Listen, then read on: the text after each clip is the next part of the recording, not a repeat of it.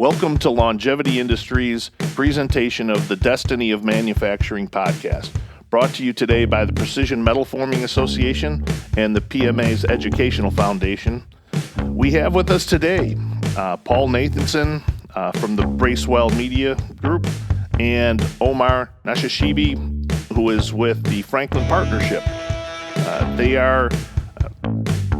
Paul is the partner with Bracewell, and Omar is the founding partner with Franklin Partnership.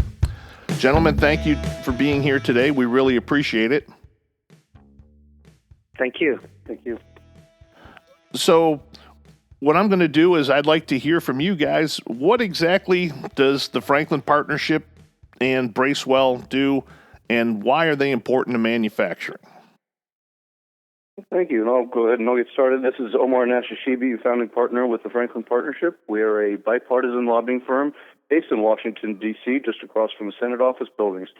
Our job on behalf of manufacturing is to lobby Capitol Hill legislators, both sides of the aisle in both chambers, the House and Senate, and also working with the White House and the federal agencies.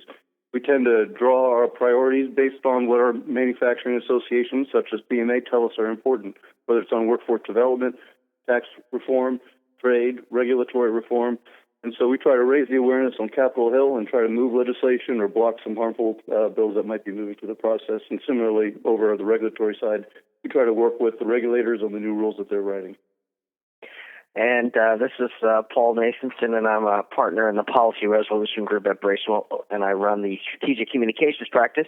And I've been working hand in hand with the Franklin Partnership and Omar for more than 15 years, representing PMA and other manufacturers. And our role in this is to get the message out via the media, social media, and other avenues about issues of priority for manufacturers and to support the advocacy effort that Franklin Partnership leads.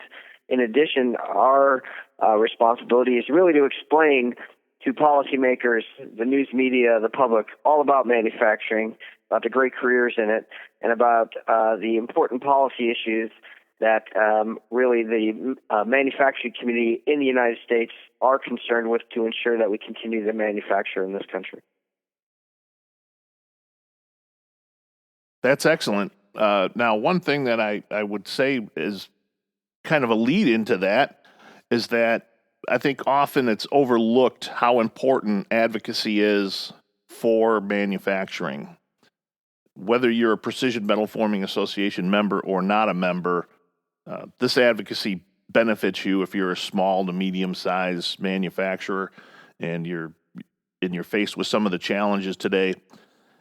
It is without question to your benefit to have somebody speaking on behalf of you. I know when I got involved with the Precision Metalforming Association was about now going on about 15 years ago when I was working for a company, and a lot of people had to make a decision during the downturn of the market. Do you want to continue to manufacture in the U.S.? Because of some of the challenges that we had at that time, and we really had to kind of make some hard decisions for a lot of companies here. And it's really to the benefit of all manufacturers that you guys are speaking on behalf of us. Can you tell us a little bit about how manufacturers can get involved with the advocacy side? Sure. Well, there's a couple of ways, and Paul will talk about what they do with the media. But first, your earlier point, we have a saying in Washington, D.C., that if you don't have a seat at the table, you're on the menu. And that is absolutely true in Washington because there are so many different special interest groups and different advocates coming in that may not have the same priorities as you do when it comes to manufacturing or precision metal forming. And so it's really important to be out there, be outspoken with your lawmakers. If they don't hear from you, they don't know you're there. And trust me, you don't want a bunch of lawyers and the 20-year-old staffers making decisions for you on issues in which they're not really informed. And so that's why it's so important to come to Washington, go meet your lawmakers in the local districts, get to know them. More importantly, have them tour your facilities. This is a good way to have them come into your manufacturing shop, see firsthand, meet some of the employees, get a sense of what exactly it is that you do, the role that you play in the economy. because they're making rules and laws every single day at all levels of government, not just in Washington, D.C., but even from the mayor level all the way on up to the president. And again, if they don't hear from you, they don't know what the impact their decisions are going to have on you, your business, your community, and families. And I would only add to Omar's excellent point that the first time that you want to meet your lawmaker is not when you're in the middle of a crisis or need them. They want to know who you are. They want to get to know you, so that when there is a big issue, for example, like the steel tariff issue that we're going to discuss later, that they already know you, and that's what Omar and his partner John are so great at. Is they've really become they've made PMA and their other clients the voices of small, medium-sized manufacturing in America. And that's absolutely true. I know firsthand that communicating with the lawmakers early on really helps you to build a relationship with them, that when you talk to them when there is an issue, they know who you are, as opposed to somebody who's just knocking on their door now after the fact and looking for a response. It's important to build a relationship with your local and national representatives. So for that, I really thank you guys. What I'd like to do is see, can you tell us a little bit about what has happened overall with like workforce development and some of the tax changes that are going on? Sure. So as I mentioned at the outset, what dictates on the issues on which we lobby and we talk about in the media is really what our members and manufacturers come and tell us are important to them. Right now, the number one priority of our members, other than manufactured crisis, we'll talk about maybe tariffs a little later, but workforce development, recruiting qualified workers. We do an annual survey of our PMA members, and it comes back about over 80% right now are reporting that they have job openings. And they're not, we don't call them just skilled job openings. They just have job openings. We need to get able bodies, not even qualified workers in right now. And this is all across the country. We hear this from every district for PMA and also from our other manufacturers as well. So and Paul talked about how we were raising awareness to address the issues in communities and nationally. But in Washington, D.C., we do have a pretty good opportunity to make some progress on this issue. Washington is trying to change the way we view higher education. They're moving through legislation right now that's going to remove the singular emphasis on four-year degrees being part of higher education and turning this more into a jobs, vocational skills type of legislation. So we'll be changing, hopefully if it passes and gets signed into law, we'll be changing the definition of how many hours you're needed in order to be eligible for a grant. So you'll allow for short-term skills training of only 150 hours over 8 weeks, for example, just to start getting people up and running and in the door.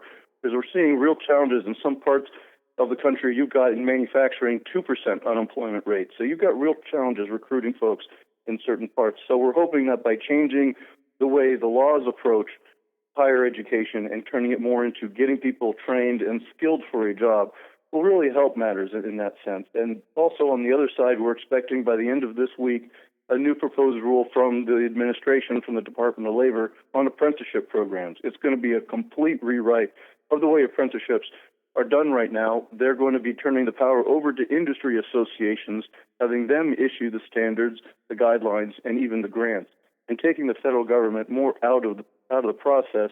And that way we're going to have more industry-specific skills that are recognized and portable across the country, and that'll be more the driving force of apprenticeships. Paul, what are your thoughts on making progress, hopefully, and getting the awareness out there on workforce?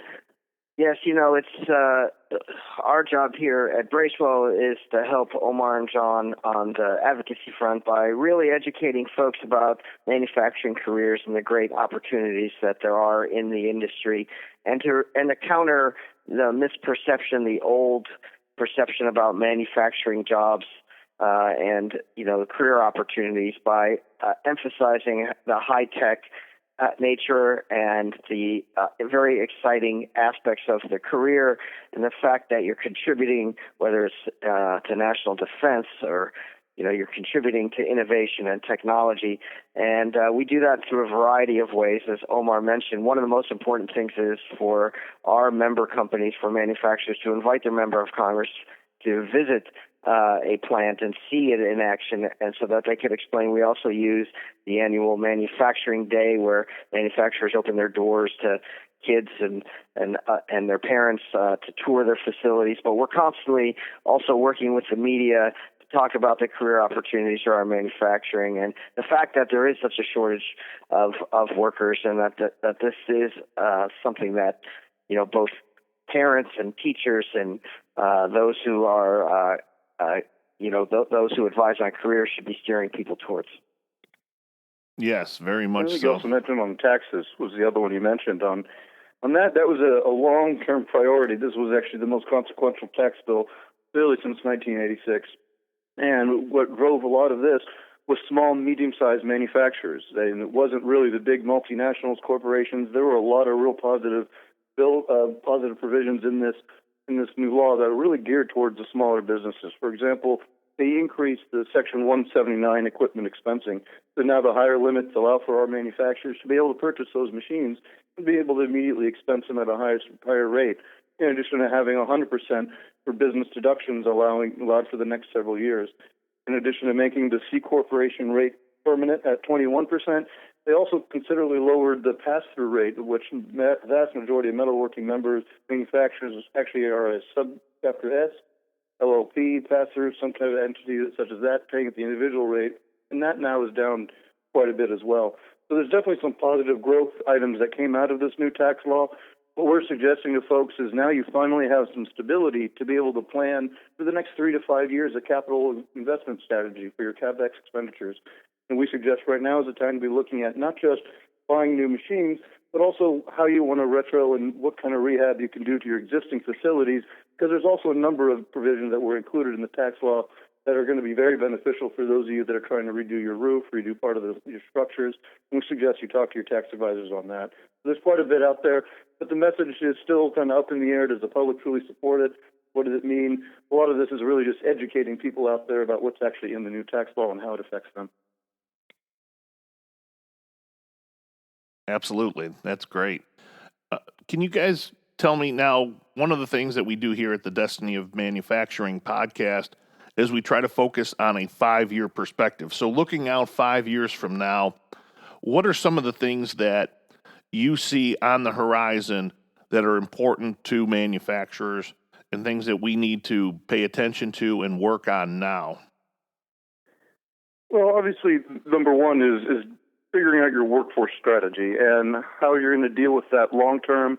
How does automation play into this? How does Internet of Things play into it? And so there's going to be a number of calculations that are made that are both linked to both technology, but then also just a practical reality of who you can recruit locally. And now you also have to layer on top of that when you have the Amazons or the Foxconns or a giant warehouse opening up nearby. How is that going to affect your hiring? So you should, right now everyone's scrambling to hire for today, you probably need to start building that in as you discuss a CapEx program. We'll start thinking, well, how many bodies do I need to run these machines, or can now one person run multiple?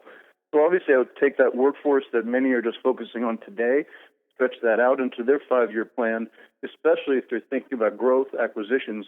Do you have that local school, that local vocational program in your region?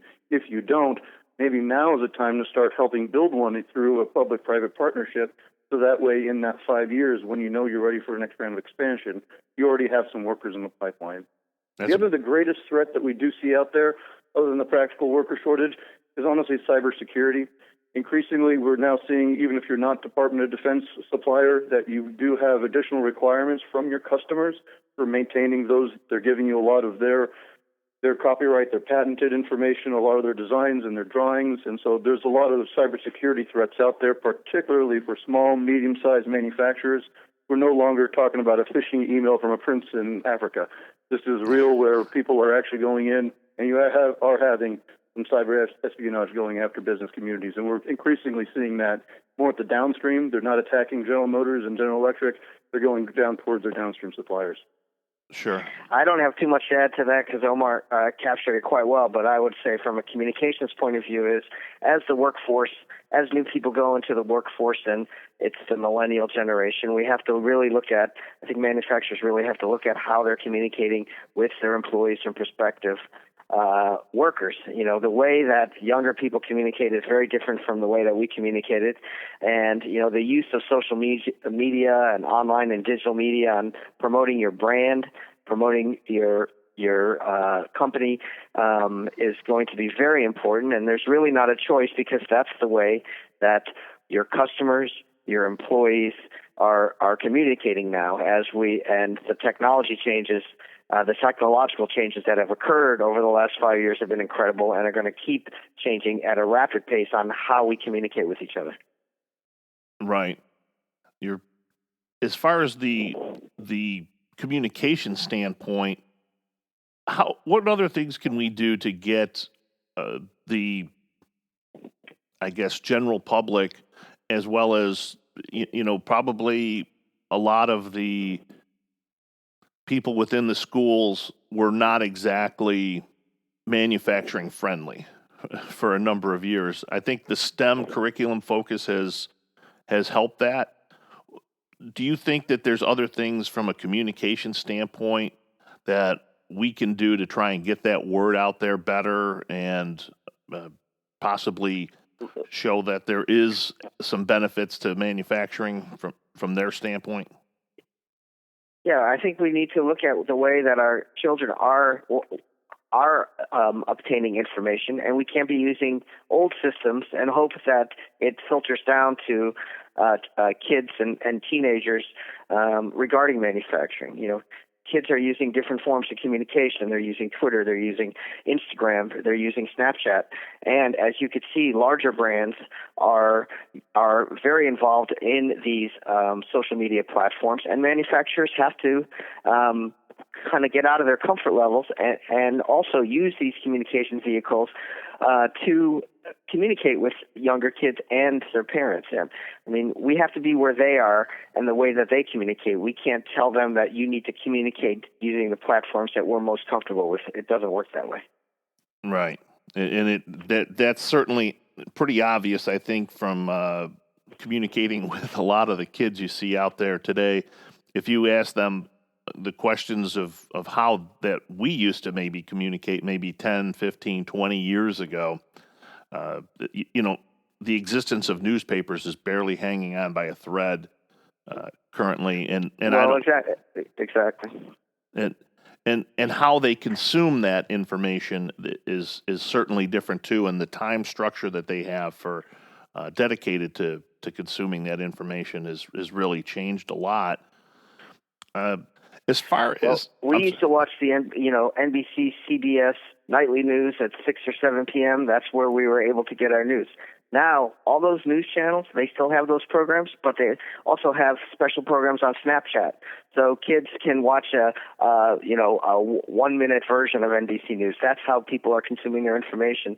The way that we explain ourselves, we're in the infographic generation now. We're not in long fact sheets and long and many statistics. We have to really be concise, and it has to look attractive, and it's just the way that people are communicating now. Great point.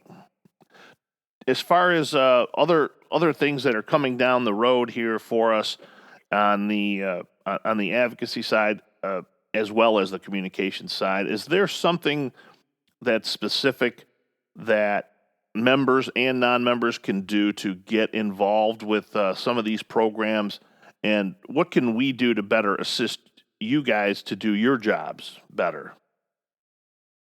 But first, listening to this podcast is first of all was helpful. That means you're showing an interest and really reaching out either to your trade associations or through you or through somebody, trying to get involved. I'd start at the local level. Every little bit matters, and because what you want to do, similar to the point earlier, you want to become a resource to them. You have to become a trusted supplier of information to these government officials. To Paul's point, you don't want to come to them in a time of crisis. It's similar to the customer-supplier relationship that all manufacturers currently have themselves. This is no different dealing with politics, honestly, than it is in another business transaction. You have to earn their trust. They have to earn yours as well. And through that partnership, you can hopefully get the message to them. Many ways you can log on to www.metalworkingadvocate.org. That is the advocacy website that PMA uses to help get the message and communicate to middle market downstream manufacturers on some of the priorities that are there. You can log in, send an action alert, send a note to your members of Congress, and learn a little bit more. But most of it is just starting to go to the town halls, especially during this election year, stand up, make sure that they're aware of the manufacturing that's in their community. You'd be surprised how many members of Congress don't actually understand how much manufacturing and how much technology is actually happening in their community until they're invited for the first time to go in there and see for themselves. So there's a number of ways to do it, but most importantly, just don't assume that they understand your issues. Don't assume that they understand manufacturing. You can assume that they really don't know what they're doing most of the time. And that's honestly because not enough people go to Washington. They're only hearing from the same voices that they believe are their trusted sources. So stand up, get involved, talk to your local trade association. When you see a local member of Congress in the area, you should go and engage them and teach them about manufacturing. And I would only add for PMA members, once a year, we do have a fly-in to Washington where we bring representatives of our member companies for 2 days of advocacy on Capitol Hill, where you can meet your elected representative and or their staff members and talk about the issues. You don't have to be a policy expert. All we ask is that you talk about your business and the impact that Washington has on your business. And we brief people up before they go. We have a webinar, and then we brief them up in the morning, and they go out and they meet their members of Congress from their district or their state, and it's really one of the most effective ways that PMA members can be involved in the advocacy program. That's great. Well, guys, Omar and Paul, thank you guys both very much for being on our podcast today. We really appreciate you taking time to be here. And again, we thank our sponsor, Precision Metalforming Association, for bringing us this podcast and the PMA's Educational Foundation. Thank you, everybody. Have a great day.